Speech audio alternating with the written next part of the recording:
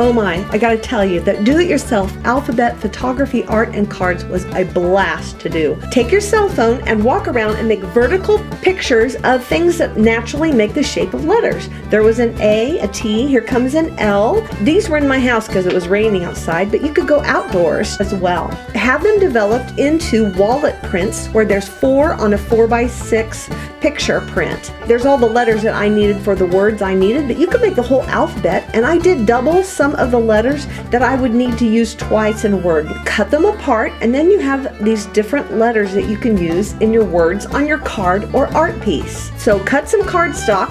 I cut this into a shape that would fit an envelope I had, and I want to say hello to a friend.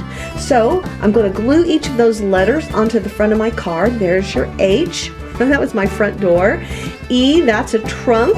L was on a painting. L, that was on a handle of something that I have in my house. And O is a wreath. See how much fun that is? So cute.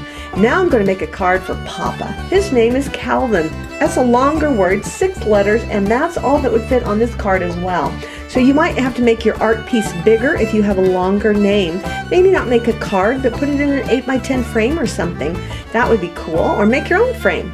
So there is a teapot handle, a V that's a nutcracker, an I that's a candle, and made out of some spoons. The Do-It-Yourself Alphabet Photography Art and Cards project. For complete instructions, come on over to Welcome to Nana's and join the fun.